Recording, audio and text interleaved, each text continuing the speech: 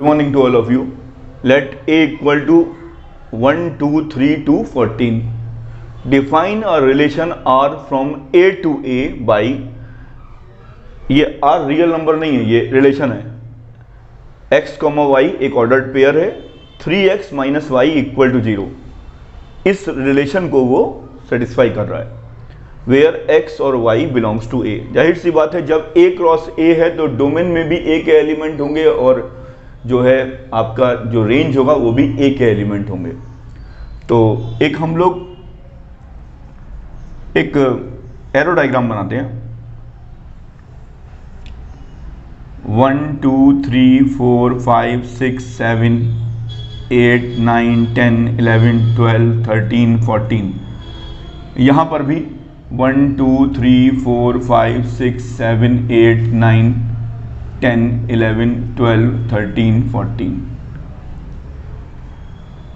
ये भी आपका एक मैंने बनाया है. अब आप देखिए ध्यान से, अगर x में 1 रखता हूं तो 3 आ जाएगा और 0 लाने के लिए मुझे y को क्या लेना पड़ेगा, 3 लेना पड़ेगा. तो यानी अगर मैंने x को 1 लिया तो y क्या आएगा मेरा, 3 आएगा. ऐसे ही अगर मैंने यहां पे x को 2 लिया तो 3 2 6, तो यहां पे y जो होगा मस्ट बी 6. अगर मैंने 2 लिया तो यहां पे 6 आना चाहिए. अब मैंने लिया 3 9, तो क्या आना चाहिए, 9 आना चाहिए. अब मैंने लिया 4, तो क्या आना चाहिए, 3 4 जा 12, 3 4 जा 12, तो 12 आना चाहिए. तो 12 ये है आपका. अगर ये है तो ये आपका ये आना चाहिए.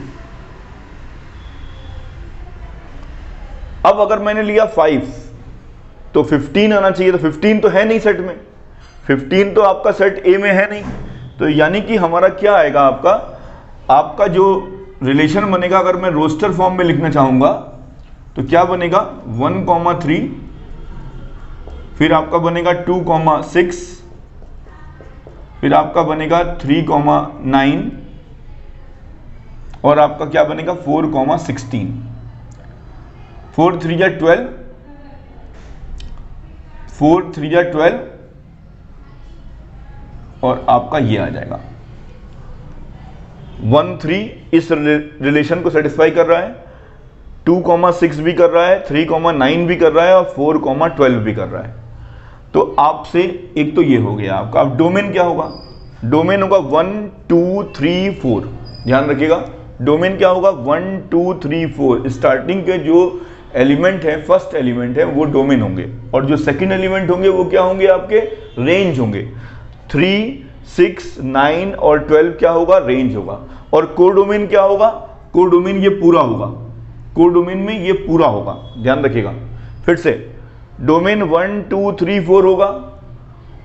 जो आपका रेंज है वो क्या होगा, 3 6 9 12 होगा.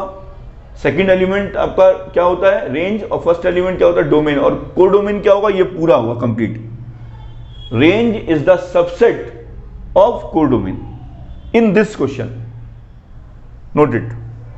Question number 2. Define a relation R on the set n of natural numbers this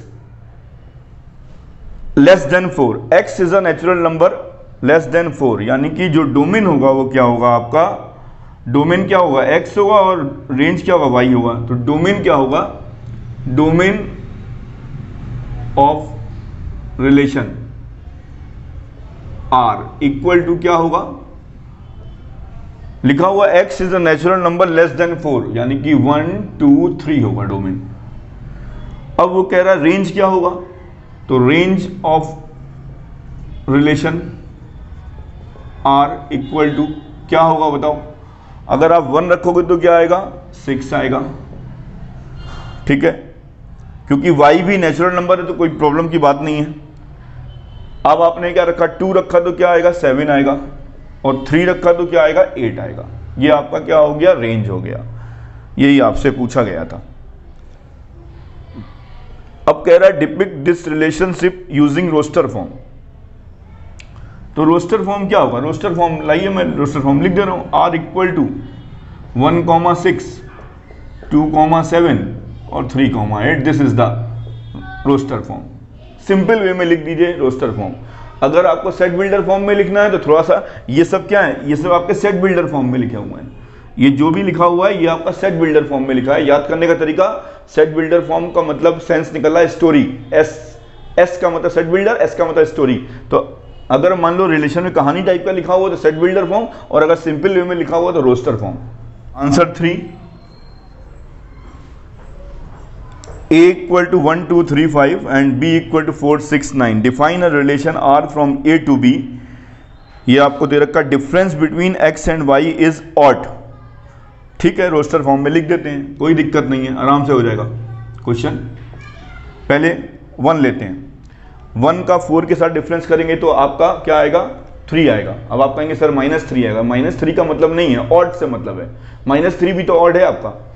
तो 1,4 एक तो ये होगा, फिर उसके बाद 1,6, 1,9 नहीं होगा, 2,4 नहीं होगा, 2,6 नहीं होगा, 2,9 होगा, फिर 3,4 होगा, 3,6 नहीं होगा, 3,9 नहीं होगा, 5,4 होगा, 5,6 होगा, 5,9 नहीं होगा। तो आपका ये आ जाएगा, हो गया। अगर कोई आपसे पूछे डोमेन क्या है तो ए होगा। Question number 4, the figure shows the relationship between the sets P and Q, right this relation in set builder form. यहाँ 5 है, यहाँ 3 है, यहाँ 6 है, यहाँ 4 है, यहाँ 7 है, यहाँ 5 है। तो लिखने का तरीका क्या होगा सेट बिल्डर फॉर्म का, आंसर 4। R इक्वल टू क्या होगा, यहाँ x, y लिखिए, such that y equal to क्या होगा, आप देख रहे हैं कि वो जो है आपका 2 कम हो जा रहा है। अगर 5 है तो आपका 3 हो जाता है, अगर 6 है तो यार ये लिख दीजिए, वेयर x क्या है आपका, सब नेचुरल नंबर हैं, x p को बिलोंग कर रहा है एंड y जो है वो q को बिलोंग कर रहा है। ये आपका सेट बिल्डर फॉर्म हो गया।